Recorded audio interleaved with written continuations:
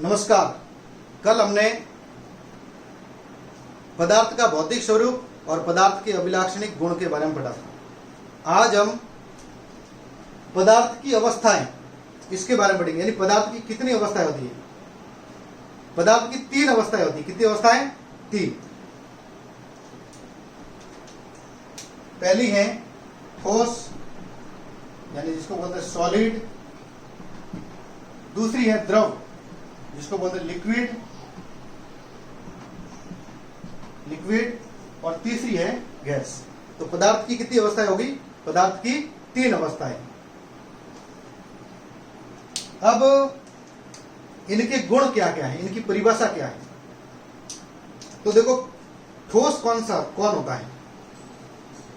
ठोस का आकार व आयतन दोनों, ठोस का आकार व आयतन दोनों निश्चित हैं।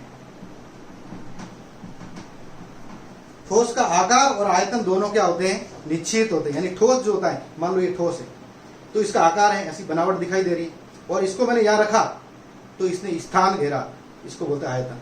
तो ठोस का आकार भी है और यह स्थान घेरता है, इसका मतलब इसका आयतन भी है। तो ठोस का आकार और आयतन दोनों ही क्या होते हैं? निश्चित होते हैं। दूसरा है द्रव। द्रव का देखो, आकार अनिश्चित है, आकार अनिश्चित। द्रव का आकार अनिश्चित होता है, लेकिन आयतन निश्चित। अब द्रव जैसे पानी है, द्रव का मतलब पानी है, तेल है, घी है, ये सब द्रव है। तो आपने पानी को गिलास में डाला तो गिलास का आकार ले लिया, आपने उसको कटोरी में डाला, कटोरी का आकार ले लिया, आपने उसको बोतल में डाला तो बोतल का आकार ले लिया। इसका मतलब क्या है? द्रव का आकार बदलता रहता है, जैसा बढ़ता है उसके अनुरूप अपना आकार बना लेता है। तो इसका मतलब इसका आकार क्या हो गया? अनिश्चित। लेकिन इसका आयतन निश्चित है। गिलास में डालोगे तो भी स्थान घेरेगा, कटोरी में डालोगे तो भी स्थान घेरेगा, बोतल में डालोगे तो भी क्या करेगा? स्थान घेरेगा। तो इसका क्या होता है? आयतन निश्चित। तीसरा है गैस। इसका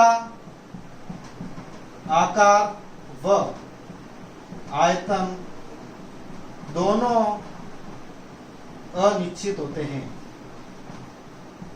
अब गैस, प्रकृति के अंदर, वायु के अंदर विभिन्न प्रकार की गैसें हैं। वायु अनेक प्रकार की गैसों का मिश्रण है। इसमें कार्बन डाइऑक्साइड भी है, इसमें ऑक्सीजन भी है, इसमें नाइट्रोजन भी है, इसमें CH4 भी है, इसमें सब प्रकार की गैसें हैं, जलवाष्प भी है। तो वो हमको दिखती भी नहीं, उसका आकार नहीं है, और ना वो स्थान घेरती है, बहती है, स्थान नहीं घेरती ना। इसका मतलब इसका आकार और आयतन दोनों ही क्या है? अनिश्चित है। तो ये परिभाषा होगी। अब देखो, ठोस के कण पास पास होते हैं, पास पास, अत्यंत पास पास, यानी इनमें परबल आकर्षण बल होता है। ठोस के कण पास पास होते हैं, इनमें परबल आकर्षण बल होता है। द्रव के कण दूर दूर, दुर्बल आकर्षण बल। और गैस के कण अत्यधिक दूर होते हैं, अत्यधिक दूर, दुर्बल आकर्षण, दुर्बल आकर्षण। ये 2 बातें होगी। तीसरी बात,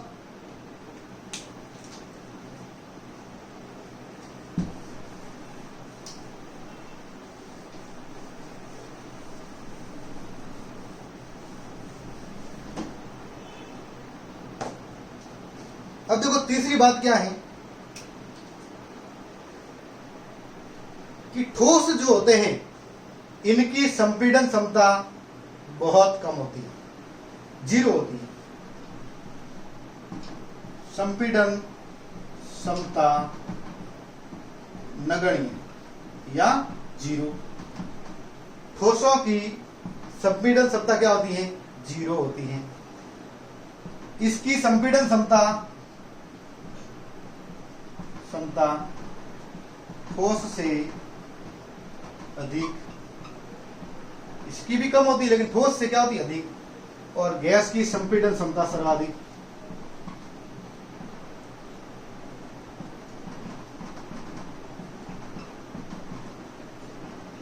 अब इस संपीड़न क्षमता क्या थी, यानी कि पिस्टन की सहायता से दबाना, दबा करके इकट्ठा करना, उसके कणों को पास पास में लाना, ये संपीड़न का गुण है। अब देखो हम लोग इसके लिए एक प्रयोग करते हैं, क्या करते हैं, हम लोग इंजेक्शन की 3 खाली सिरिंज लेते हैं। कितनी लेते हैं? 3। एक में ठोस के लिए हम लोग चौक का टुकड़ा डाल देते हैं, दूसरी में हम पानी भर लेते हैं, और तीसरी को ऐसे ही खाली रखते हैं, उसमें वायु भर लेते हैं। अब तीनों को हम दबाते हैं तो हम लोग देखते हैं कि ये गैस वाली जो है, वायु वाली जो है, वो अधिक दबती है। इसका मतलब उसके कण बहुत पास पास में जा सकते हैं, संपीड़न क्षमता इसकी ज्यादा पाई जाती है। ये नहीं दबता है, इसका मतलब संपीड़न क्षमता नहीं होती, ये थोड़ा बहुत दबता है तो थोड़ी बहुत पाई जाती है, इसे संपीड़न क्षमता कहते हैं। अब देखो हम लोग हमारे घरों में जो खाना पकाने की जो गैस है वो कौन सी होती है, उसको बोलते हैं एलपीजी। एलपीजी इसको बोलते हैं liquid petroleum, liquid petroleum gas. संपीड़ित पेट्रोलियम गैस, ये हमारे खाना पकाने के, यानी संपीड़ित की हुई एक टंकी जो होती है हमारे घर पे, उसमें संपीड़ित करके इसको डाला जाता है। दूसरी आजकल वाहनों के ईंधन के रूप में काम में ली जाने वाली सीएनजी, जिसको compressed natural gas, compressed natural gas, संपीड़ित प्राकृतिक गैस कहते हैं। क्या बोलते हैं? संपीड़ित प्राकृतिक गैस।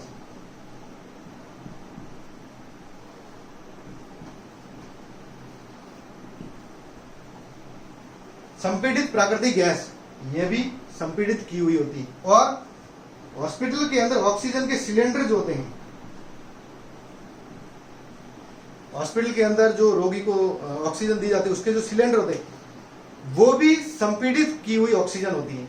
एलपीजी, सीएनजी और हॉस्पिटल के ऑक्सीजन के सिलेंडर, इन सब में संपीड़ित करके गैस को डाला जाता है। इसका मतलब गैस के अंदर संपीड़न का गुण पाया जाता है। अब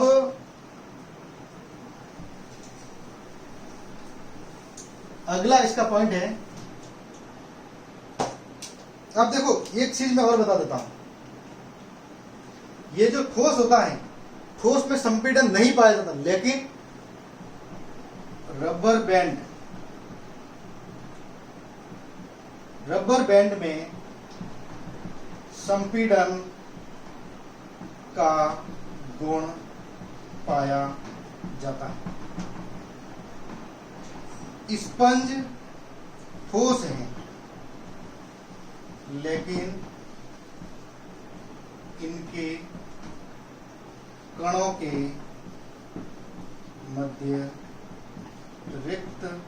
मध्य छिद्र होते हैं, जिसमें वायु भरी होती है। अब देखो ये 2 बातें याद रखनी, रबर बैंड ठोस होता है लेकिन उसमें संपीड़न का गुण पाया जाता है। स्पंज होता ठोस है लेकिन उसमें भी संपीड़न होता है। कैसे? स्पंज के जो कण होते हैं उनके बीच में सूक्ष्म छिद्र होते हैं और उनमें वायु भरी होती है। क्या भरी होती है? वायु। तो जब इसको संपीड़ित करने का प्रयास करोगे, दबाओगे तो वायु निकल जाएगी और वो संपीड़ित हो जाएगा। जैसे ही इसको छोड़ोगे तो वायु वापस बढ़ जाएगी और वह वापस फैल जाएगा। तो इसका मतलब इसमें संपीड़न का गुण पाया जाता है। अब देखो अगला पॉइंट,